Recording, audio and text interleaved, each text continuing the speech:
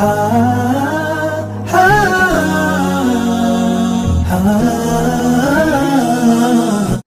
আলাইকুম ওয়া রাহমাতুল্লাহি ওয়া বারাকাতুহু।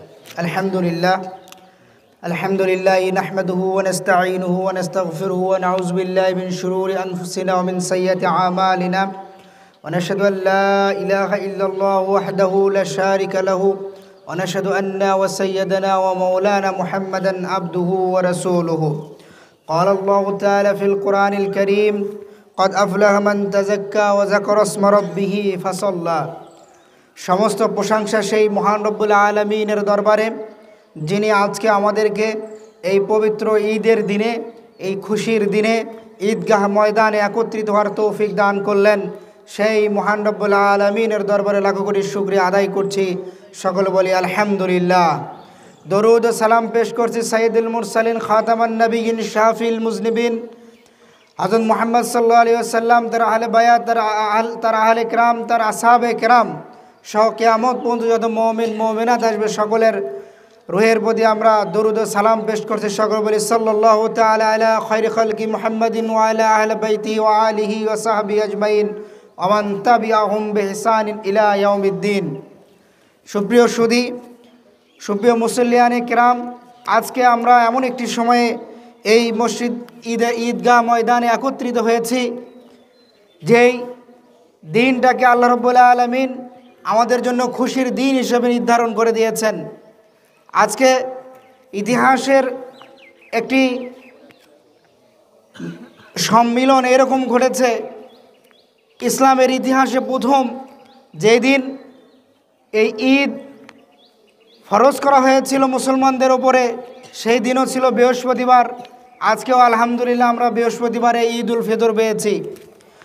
বিশ্ববিখ্যাত একজন ইসলামী চিন্তাবিদ আলেম আল্লামা বদরুদ্দিন আইনি রহমতুল্লাহি আলাই, উনি ওনার আল বিনায়া গ্রন্থে এই বিষয়টি তুলে এনেছেন যে ইসলামের ইতিহাসে তিনি এভাবে কথাটা লিখেছেন যে আউয়াল ঈদ সালাতিন নবী সাল্লাল্লাহু আলাইহি ওয়াসাল্লাম ঈদ উল ফিত্রি ফি সানাতি সানিয়া। ইসলামের ইতিহাসে হিজরি দ্বিতীয় সনে এই ঈদ উল ফিতরের রাসূল সাল্লাল্লাহু আলাইহি ওয়াসাল্লাম প্রথম সালাত আদায় করেছিলেন। ওয়া ফিহা ফুরিদা যাকাতুল ফিতরি, এবং এই ঈদ উল ফিতরেই সর্বপ্রথম ফেতরা, আমরা যেটা ঈদের নামাজের পূর্বে যে ফেতরাটা আদায় করি, এই ফেতরাটাকেও মুসলমানদের উপরে এই বিধানটাও প্রয়োগ করা হয়েছিল।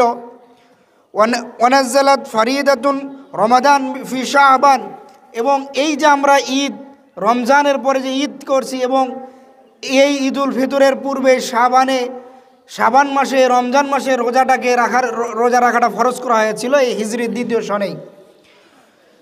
এবং ওয়াহাওয়ালাতিল কিবলাতি ওয়া বানা বিআইশাতি ফি শাওয়াল ওয়া তাজাওয়াজু আলা আলী বিফাতিমা, এবং এই হিজরির দ্বিতীয় সনেই কেবলা পরিবর্তনের যে ঘটনাটা ইসলামের ইতিহাসে ঘটেছিল, যেখানে বাইতুল মুকাদ্দাসের দিক থেকে আবার কাবার দিক হয়ে যে নামাজ পড়ার যে ঘটনাটা, এটা এই হিজরির দ্বিতীয় সনেই ঘটেছিল। এবং এই হিজরির দ্বিতীয় সনেই রাসূল সাল্লাল্লাহু আলাইহি ওয়াসাল্লামের প্রিয় কন্যা হযরত ফাতিমাতুজ জোহরা রাদিয়াল্লাহু তাআলা আনহার সাথে আলী রাদিয়াল্লাহু তাআলা আনহুর বিবাহ হয়েছিল, এবং হযরত আয়েশা রাদিয়াল্লাহু তাআলা আনহা উম্মাহাতুল মুমিনিন, তিনি রাসূল সাল্লাল্লাহু আলাইহি ওয়াসাল্লামের গৃহে এই শাওয়াল মাসে, হিজরি দ্বিতীয় সনের শাওয়াল মাসে গিয়েছিলেন। এটা ইসলামের ইতিহাসের এই হিজরি দ্বিতীয় সনে কিছু যুগান্তকারী পদক্ষেপ, কিছু ঘটনা ঘটেছিল, এগুলো তার মধ্যে অন্যতম। এবং এই ঈদ উল ফিতরের এই যে আগে যে আমরা রমজান, এই রমজানে দ্বিতীয় হিজরিতে আল্লাহ রাব্বুল আলামিন পবিত্র কোরআনে চূড়ান্ত ফয়সালাকারী হিসেবে যে যুদ্ধটিকে ঘোষণা দিয়েছিলেন, যে বদরের যুদ্ধ, যে যুদ্ধটিকে বলা হয় মুসলমানদের অস্তিত্বের প্রশ্ন হিসেবে দাঁড়িয়েছিল, সেই বদরের যুদ্ধটা এই রমজানের 17 তারিখে এবং হিজরি দ্বিতীয় সনে হয়েছিল।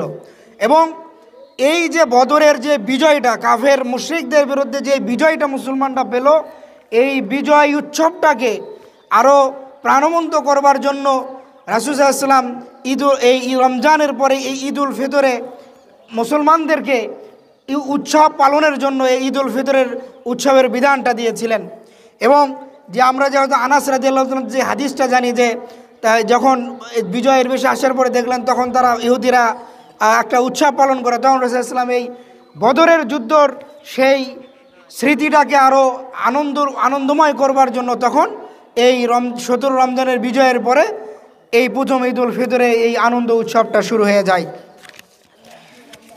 এবং আজকে আমরা যখন এই যে ঈদের এই উৎসবে একত্রিত হয়েছি, আমরা আল্লাহ রাব্বুল আলামিনের ক্ষমা পাওয়ার নিয়তে এখানে এসেছি, তখন স্বয়ং আল্লাহ রাব্বুল আলামিন তিনি তার সামনে উপবিষ্ট যারা ফেরেশতা, তার চারপাশে যে ফেরেশতাগণ থাকে তাদেরকে উদ্দেশ্য করে তখন তিনি বলতে থাকেন যে হে আমার ফেরেশতারা, এই যে বান্দারা এই যে মাঠে একত্রিত হয়েছে এরা কেন একত্রিত হয়েছে? তখন ফেরেশতারা বলতে থাকে যে আল্লাহ, তারা পুরো 1 মাস আপনার জন্য সিয়াম রেখেছিল, রমজান মাসে সিয়াম সাধনা করেছে, তারা পুরো দিনের বেলা না খেয়ে কাটিয়েছে, আপনার নির্দেশ মতো রাত্রিবেলা তারা কিয়ামুল লাইল করেছে, কোরআন পাঠ করেছে, দিনের বেলা তারা মানুষকে ইবাদত করে দান সদকা করেছে, ভালো ভালো কাজ করেছে, ভালো কাজ করার প্রতি তারা একে অপরের সাথে প্রতিযোগিতা করেছে। তখন আল্লাহ রাব্বুল আলামিন ফেরেশতাদেরকে উদ্দেশ্য করে বলেন যে আজকে তোমরা জেনে রাখো, আমার ইজ্জতের কসম, যে আমার এই বান্দাগণ যে আজকে তারা এই যে ময়দানে এসেছে, আজকে আমি এখান থেকে তারা যখন ফিরে যাবে তখন তারা ক্ষমাপ্রাপ্ত বান্দা হিসেবেই তারা ফিরে যাবে। এবং একই সাথে আল্লাহ রাব্বুল আলামিন কিছু ফেরেশতাদেরকে প্রতিটা রাস্তায় রাস্তায়, যেমন দুনিয়াতে দেখবেন যে যখন কোনো বড় কোনো অতিথি আসে, রাস্তার দুই পাশে দাঁড়িয়ে তাদেরকে ফুল দিয়ে শুভেচ্ছা জানানো হয়, তাদের ফুল ছিটায় দিয়ে তাদেরকে একটা অভ্যর্থনা জানিয়ে নিয়ে আসা হয়। ঠিক তেমনি যেমন আজকে আমরা আমাদের বাড়ি থেকে রাস্তা দিয়ে যখন এই ঈদগাহর উদ্দেশ্যে আসতেছিলাম, তখন আল্লাহ রাব্বুল আলামিনের ফেরেশতাগণ রাস্তার দুই পাশে দাঁড়িয়ে আমাদের জন্য আল্লাহর কাছে ক্ষমা প্রার্থনা করতেছিল যে আল্লাহ, আপনি আপনার এই বান্দাদেরকে ক্ষমা করে দেন। এবং একই সাথে যখন আমরা নাকি এই ঈদের নামাজ পড়ার পরে, ঈদের খুতবা শোনার পরে যখন আমরা আল্লাহর কাছে মোনাজাত করে যখন বাড়ির দিকে ফিরে যেতে থাকি, তখন একজন ফেরেশতা ঘোষণা দিতে থাকেন এইভাবে, নাদা মুনাদিন, একজন ঘোষণাকারী ঘোষণা দেন, আলা ইন্না রাব্বাকুম কাদ গফারা লাকুম ফারজিউ রাশিদিন ইলা রিহালিকুম ফাহুয়া ইয়াউমুল জায়জা। তখন একজন ঘোষণাকারী বলতে থাকেন যে নিশ্চয়ই তোমাদের রব তোমাদেরকে ক্ষমা করে দিয়েছেন, ফারজিউ রাশিদিন ইলা রিহালিকুম, তোমরা ক্ষমাপ্রাপ্ত হেদায়েতপ্রাপ্ত বান্দা হিসেবে তোমাদের বাসস্থানের দিকে ফিরে যাও। এবং অপর আরও একটি হাদিসে এসেছে, স্বয়ং আল্লাহ রাব্বুল আলামিন এই ঈদগাহর ময়দানে উপস্থিত মুসল্লিয়ানে কিরামের দিকে উদ্দেশ্য করে বলেন, ইয়াকুলু, আল্লাহ রাব্বুল আলামিন বলেন, ইয়া ইবাদি সালুনি, হে আমার বান্দাগণ তোমরা আজকে আমার কাছে চাও, ফাওয়া ইজ্জতি ওয়া জালালি লা তাসআলুনিল ইয়াওমা শাইয়ান ফি জামঈকুম লা আখিরাতিকুম ইল্লা আতাইতুকুম, যে আমার বান্দাগণ আমার ইজ্জতের কসম, আমার জালালিয়াতের কসম, তোমরা আজকে আমার কাছে চাও, তোমরা যা চাইবা আখিরাতের জন্য আমি তা সব কিছু তোমাদেরকে দিয়ে দেব। ওয়ালা লিদুনিয়াকুম ইল্লা নাযারতু লাকুম, শুধু তাই নয়, তোমরা দুনিয়ার জন্য যদি কিছু চাও সেই বিষয়ে আমি লক্ষ্য রাখবো এবং তোমাদের সেই চাওয়াটাকে আমি পূরণ করব। এরপর আল্লাহ রাব্বুল আলামিন বলেন, ফাওয়া ইজ্জতি লাস্তুরান্না আলাইকুম আতরাতিকুম মা রাকিবতুমুনি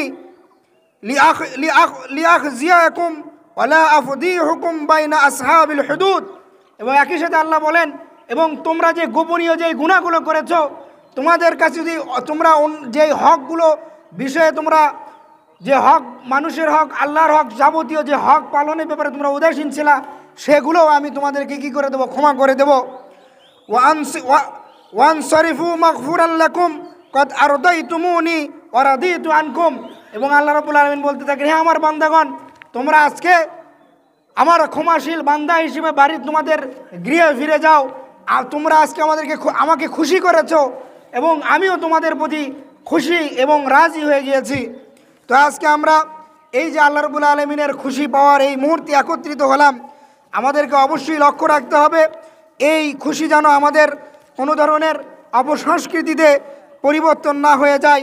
আমরা যেন এই ঈদের আনন্দ পালন করতে গিয়ে অপসংস্কৃতিতে যেন লিপ্ত না হয়ে যায়।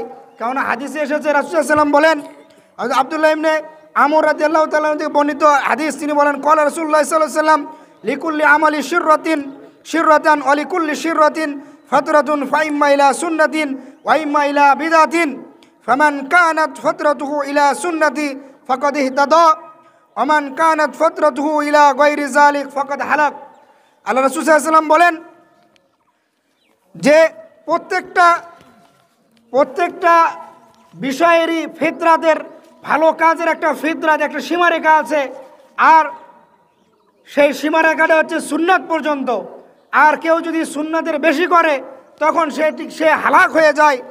আর যে সুন্নতের ভেতরে থাকে, সুন্নতের ভেতরে থেকে যে সংস্কৃতিকে পালন করে, তার জন্য আল্লাহ রাব্বুল আলামিন তাদের জন্য ক্ষমা রেখেছেন, এবং তারা রাসূল আল্লাহ ইসলামের যেই সীমারেখা আছে তার ভেতরে তারা থেকে যায়। আর যারা এর বাইরে চলে যায় তাদের জন্য ধ্বংস অনিবার্য। যেন অন্য হাদিসে বলা হয়েছে, মান আমালা আমালান লাইসা আলাইহি আমরুনা ফাহুয়া রাদ। যারা এমন কিছু আমল করলো, এমন কিছু কাজ করলো যেটার সাথে ইসলামের সম্পর্ক নেই, তাহলে সেটা কী হবে? সেটা রদ হয়ে যাবে, সেটা বাতিল হয়ে যাবে। তাই আসুন, আজকে এই ঈদকে কেন্দ্র করে আমরা কোনো ধরনের অন ইসলামিক কাজে যেমন জড়িয়ে পড়ব না, ঠিক তেমনিভাবে এই ঈদকে কেন্দ্র করে মুসলমানদের ইবাদতকে কেন্দ্রে কোনো ধরনের ফিতনা এবং ফাসাদেও আমরা লিপ্ত হব না। আজকে পুরো বাংলাদেশে এমন একটা অবস্থা হয়ে গিয়েছে যে মানুষজন তারা এই ঈদকে কেন্দ্র করে, আজকে বাংলাদেশে 3 দিন ঈদ হচ্ছে। রমজানকে কেন্দ্র করে কেউ একদিন আগে রোজা শুরু করে, কেউ 2 দিন পরে শুরু করে। মুসলিম ভূখণ্ডে যেহেতু এটি মুসলমানদের শাসন, এখানে রাষ্ট্র যদি ঘোষণা দেয় যে আমরা সৌদি আরবের সাথে একসাথে ঈদ করব, তখন এটা করা যাবে। কিন্তু যারা আজকে ঐক্যর কথা বলে এই যে মুসলমানদের ভেতরে এক ধরনের ফিতনা সৃষ্টি করছে, তাহলে আজকে এমন হচ্ছে যারা আজকেই আমরা ঈদ করছি, হয় আমরা হারাম কাজ করছি, অথবা যারা গতকালকে ঈদ করেছে তারা হারাম কাজ করেছে। কারণ আমরা গতকালকে রোজা ছিলাম, যদি গতকালকে ঈদ হয়ে থাকে তাহলে আমরা হারামে লিপ্ত ছিলাম। তার মানে এই যে মুসলমানদের মধ্যে যে ফিতনা করা হচ্ছে, এবং তারা বলছে যে এটা আমরা মুসলমানদের মধ্যে ঐক্য তৈরি করার জন্য করছি। আসলে মুসলমানদের জন্য যদি ঐক্য, যদি মুসলমানদের এতদিন হইতো, তাহলে আজকে 6 মাস ধরে ফিলিস্তিনে মুসলমান মরতো না, আজকে কয়েক দশকের পর দশক ধরে কাশ্মীরে মুসলমানরা মরতো না, চীনের জিনজিয়াংয়ে মুসলমানরা অত্যাচারিত হতো না। তাহলে মুসলমানদের ঐক্য সেদিনই হয়ে যেত যেদিন ওই আল আকসার মসজিদে নামাজিদের উপর হামলা করা হয়েছিল, যেদিন প্রতিদিন হাজার হাজার মুসলমানকে ফিলিস্তিনের গাজায় শহীদ করা হচ্ছিল, সেদিনই তো মুসলমানদের ঐক্য হয়ে যাওয়ার কথা ছিল।